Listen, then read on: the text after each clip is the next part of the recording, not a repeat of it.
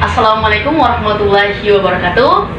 Nah, sekarang bertemu dengan saya. Perkenalkan, nama saya Sri Devi Luao. Jadi di sini saya akan menjelaskan apa sih interaksi sosial itu.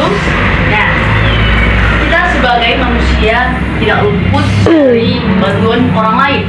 Nah, kita pasti membutuhkan orang lain di sekitarnya kita.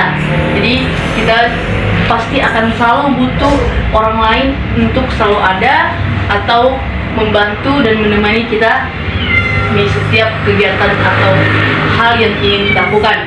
Nah, apa sih interaksi sosial itu?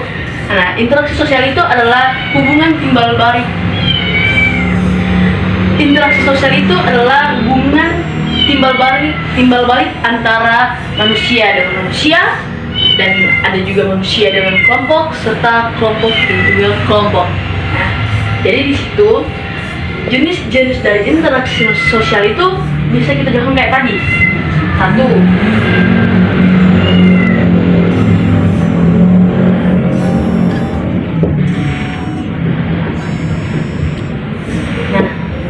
individu dengan individu.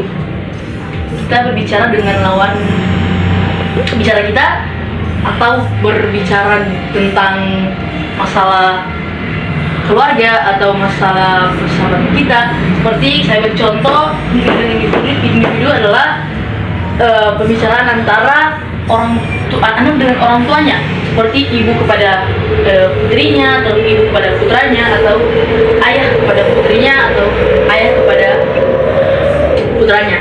Jadi itu seperti jenis yang pertama untuk interaksi sosial. Yang kedua ada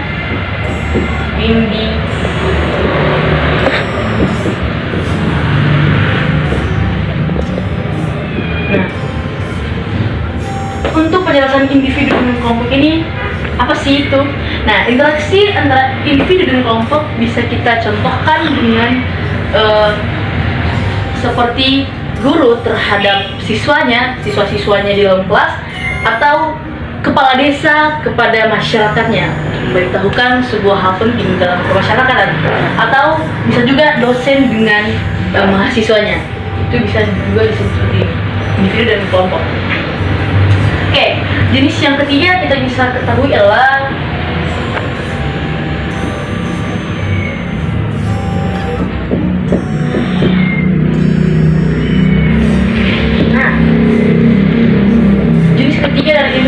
adalah kelompok dengan kelompok. Jadi seperti bisa dengan lebih ya, kelompok ini bisa dalam bentuk lebih, tidak hanya kelompok dengan kelompok. Seperti contohnya seperti penyuluhan kesehatan dari pihak kesehatan atau rumah sakit terhadap masyarakat untuk penanganan musibah dari sosial kesehatan gitu. Dan juga ada bisa contohnya seperti pihak TNI atau pihak polisi yang berbicara untuk memecahkan sebuah kasus dalam daerah atau suatu daerah. Dan bisa juga kelompok-kelompok ini bisa kita contohkan seperti dalam suatu organisasi. Jika kita melakukan suatu pembicaraan untuk membahas suatu kegiatan yang akan kita buat atau kita lakukan, bisa dipakai dalam jenis ini. Itu juga disebut sebagai interaksi sosial antara kelompok dengan kelompok yang lainnya. Jadi seperti itu.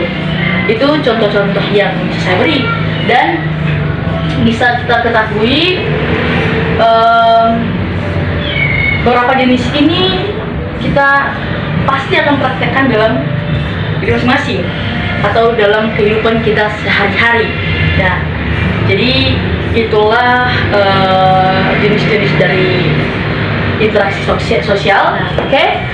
Sekarang karena tadi kita sudah membahas tentang apa sih itu interaksi sosial, apa sih jenis-jenis dari interaksi sosial. Nah, sekarang kita masuk pada 6 faktor pendorong interaksi sosial. Ada apa saja sih faktor pendorong interaksi sosial itu? Nah, sini sudah saya tulis dan sudah saya jelaskan juga sedikit. Nah, yang pertama kita bisa lihat ini. Ini adalah sugesti, yakni rangsangan atau pengaruh dari luar atau orang lain tanpa melibatkan rasio. Ingat, tanpa melibatkan rasio. Jadi kayak seperti sugesti atau rangsangan seperti contoh ya, saya berikan contoh di mana kita kayak seperti kita menonton iklan tentang iklan sampo atau iklan makanan. Jadi kayak kita maksudnya kan di situ mereka menjelaskan sampo ini bisa membuat rambut indah, bisa membuat rambut tidak rontok dan lain-lain. Nah, jadi kita kayak ada rangsangan untuk membeli atau ingin memiliki sampo yang sama seperti yang di iklan tadi. Nah, itu bisa disebutkan sebagai sugesti. Oke? Jadi yang kedua, imitasi atau tindakan meniru sebagian dan sementara. Apa sih tindakan meniru atau sebagian dan sementara ini? Seperti kita kasih contoh interaksi sosial ya, yang dibicarakan dengan imitasi ini ialah gimana tindakan meniru. Misalkan ya, kita mempunyai teman atau saudara yang kayak mereka memiliki barang atau memiliki kekhasan khusus ya, kayak pakaiannya atau aneka aksesorisnya seperti itu. Jika kita ingin memilikinya, tapi kita hanya sebagian atau sementara untuk menirunya, kayak seperti hari ini saya ikut dengan dia, saudara saya itu memakai aksesoris yang seperti dia punya, tapi itu hanya bersifat sementara. Oke, besoknya udah nggak lagi itu gitu, udah nggak diikuti lagi. Jadi itu bisa dikatakan imitasi. Oke, nah kita lihat yang ketiga, faktor yang ketiganya adalah identifikasi. Nah, sedikit hampir sama dengan yang imitasi atau tindakan meniru sebagian atau sementara, tapi ini identifikasi adalah tindakan meniru untuk menjadi sama. Seperti apa sih contoh dari identifikasi ini? Nah, kita bisa berikan contoh seperti ini. Di masa sekarang ini banyak anak-anak atau remaja-remaja yang sangat suka dengan K-popers, dengan K-pop, maaf. Nah, bisa disebut K-popers kan untuk yang menyukai K-pop itu. Kayak mereka ingin seperti arminya atau apalah namanya itu, seperti saya ingin seperti Lisa Blackpink. Nah, kan di Blackpink itu ada anggotanya, ada Lisa dan lain-lain kan. Nah, terus kayak ada saya ingin jadi seperti Lisa. Jadi identifikasi itu kayak tindakan meniru, kayak saya mengikuti rambutnya, saya mengikuti gaya bajunya atau apa. Nah, terus sampai kenapa dikatakan ingin menjadi sama gitu? Karena identifikasi ini dia ingin mengikuti semuanya gitu. Kayak saya ingin saya punya badan yang ideal seperti Lisa, saya ingin seperti Lisa yang jago ngedance dan lain-lain. Jadi kayak dia menirukan sampai dengan sangat sama. Jadi kayak ingin menirukan untuk semuanya gitu. Nah, itu bisa disebut dengan identifikasi. Itu contoh pertama ya. Dan bisa juga banyak contoh-contoh lain tindakan meniru ini. Kayak bisa orang-orang sampai operasi plastik karena ingin jadi seperti idolanya, seperti orang yang mereka idolakan itu. Kayak, wajahnya sangat gini, wajahnya sangat bagus gitu, jadi saya ikut aja gitu. Nah, itu bisa disebutkan identifikasi. Oke, yang keempat, kita masuk pada faktor pendorong yang keempat, itu simpati, dimana kita merasakan hal yang dirasakan oleh orang lain. Nah, merasakan hal yang dirasakan oleh orang lain ini seperti contohnya dimana kita memiliki teman atau kayak guru atau apapun yang sedang merasakan kesedihan atau malah merasakan senang, kita juga ikut merasakan apa yang dirasakan, tapi tidak sampai dengan melakukan tindakan yang sama gitu kan. Tidak mungkin kayak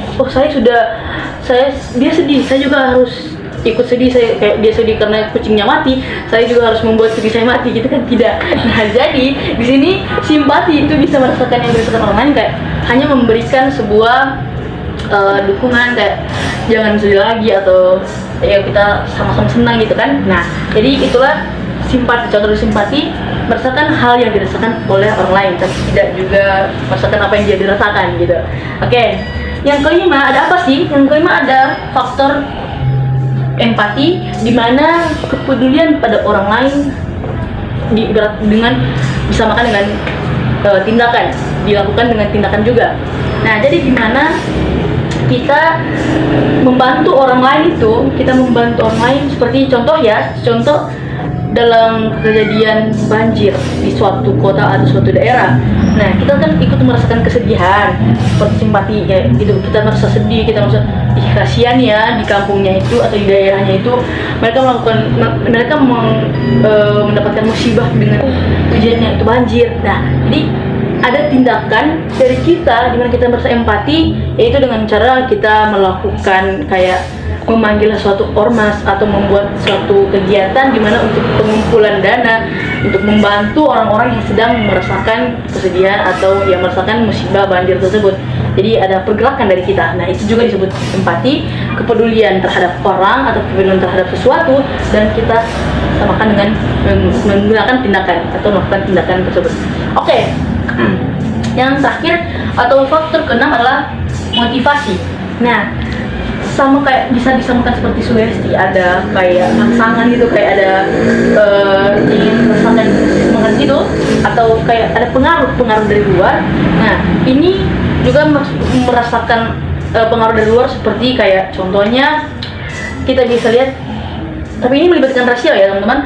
Ini melibatkan rasio, dimana di saat kita, contoh saya berikan itu tentang misalkan ada salah satu teman saya, namanya siapa ya, misalkan namanya itu Devi atau bisa namanya Sika gitu. Nah, jadi dia adalah orang yang sering juara kelas gitu. Nah, terus kayak dia mendapatkan sebuah motivasi dan dapat pujian, mendapatkan apa, tapi dia tidak bisa senang dulu, karena di sini motivasi yang ini bersifat jangka panjang, dimana hal itu bersifat jangka panjang. Kayak kalau misalkan kita sebagai orang yang dipuji-puji itu tidak boleh angkuh atau sombong, karena kita harus kayak menerima pujian yang mereka beri, motivasi itu dengan cara kayak kita berpikir dimana kayak, oh iya, ini bisa saya gunakan pujiannya ini sebagai motivasi untuk saya selalu belajar, selalu lebih menambah ilmu, dan bisa lebih berusaha lebih baik lagi agar bisa menjaga sikap dan bisa menjadi orang yang hebat untuk kedepannya. Nah, jadi teman-teman, itulah 6 faktor pendorong interaksi sosial yang bisa saya sampaikan dan bisa saya jelaskan, dan contoh-contohnya. Jadi oke, itulah masalah interaksi sosial dan tentang ada apa aja sih faktor-faktor pendorongnya. Nah, berikut saya sudah mengamati kegiatan-kegiatan seperti interaksi seperti ini di lingkungan saya, di lingkungan sekitar saya, dan saya kayak menemukan satu pokok ya, dimana kan kita tahu di masa sekarang ini teknologi itu sangatlah di atas gitu. Kayak teknologi yang kita tahu ini sekarang sangat populer gitu dah. Nah, dan di zamannya anak-anak sekarang ini, orang-orang yang bahkan sudah anak-anak yang masih umur balita lah, masih sampai 5 tahun itu, mereka aja udah pandai memegang gadget atau memegang HP mereka atau memegang HP orang tua mereka. Bahkan ada orang tua yang sudah memberikan HP pada anaknya di usia yang sangat balita itu. Nah, jadi kayak saya pernah bertanya kepada salah satu anak SD ya, saudara saya itu, saya bertanya tentang kayak, saya fokus kepada dia, bertanya tentang nak, kamu tadi belajar apa gini-gini. Nah, terus dia hanya menjawab dengan, karena dia sibuk dengan main HP-nya, kayak dia nggak tahu, lupa gini. Nah, dia bilang dia lupa dan dia tidak paham atau dia tahu. Nah, coba kita tanyakan tentang hal yang ada di HP itu, kayak, hey, kamu main apa? Oh, ini saya main ini. Wah, kamu jago ya ini. Iya, saya tahu loh ini permainannya bagus itu. Nah, terus kayak, oh iya, kamu punya TikTok gini. Ih, saya punya, saya udah bikin video ini. Nah, jadi kayak itulah menurut saya interaksi sosial yang sangat saya pegang teguh pokoknya itu, karena menurut saya anak-anak sekarang ini, di zaman sekarang ini sudah sangat canggih ya, sudah berada di zaman yang seperti ini, yang sudah banyak dengan teknologi. Jadi sudah tidak bisa dipungkiri lagi, karena itu sudah hakikat dari negeri ini. Nah, oke, itulah pembahasan dari saya. Sebenarnya masih banyak interaksi sosial yang bisa kita temui dan bisa kita pelajari lebih lanjut, tapi hanya itu yang bisa saya sampaikan. Dan teman-teman, semoga apa yang bisa saya berikan ini bisa bermanfaat untuk kita semua, bermanfaat untuk teman-teman sekalian atau keluarga kita semua, dan bermanfaat, terutama itu bermanfaat untuk diri saya sendiri agar bisa lebih memahami tentang beberapa hal tentang interaksi sosial. Nah, oke. Itulah video dari saya. Terima kasih sudah menonton dan sudah melihat. Mohon maaf apabila ada kesalahan kata atau kesalahan-kesalahan yang saya perbuat tadi. Nah, dengan tidak sengaja. Nah, sebenarnya saya cuma mau bilang kesempurnaan itu datangnya dari Allah. Semua yang baik itu datangnya dari Allah, dan jika ada kesalahan itu datangnya dari saya sendiri. Oke, terima kasih untuk semuanya. Assalamualaikum warahmatullahi wabarakatuh. Hai guys. Nah, sebelum kita mengakhiri yang tadi, setelah saya sudah berpamitan kepada kalian semua, sebenarnya saya mau memberikan satu pertanyaan untuk teman-teman sekalian. Nah, sebelum kalian bertanya kepada saya ingin bertanya dulu kepada kalian semua. Jadi, tadi sudah membahas tentang 6 faktor pendorong dari interaksi sosial. Nah, jadi saya mau bertanya kepada teman-teman semua, coba berikan jawaban dari contoh yang saya berikan ini. Oke. Misalkan Budi sedang pergi ke pasar, lalu dia membawa barang yang sangat banyak dan yang sangat-sangat berat. Terus tiba-tiba ada orang yang datang lalu membawa barang-barangnya dengan sangat semangat dan bilang, saya mau membawakannya, lalu dia mengantarkan sampai ke tempat tujuannya Budi. Nah, pertanyaan saya, faktor apakah itu yang dilakukan oleh contoh tadi yang saya sebutkan? Dijawab ya.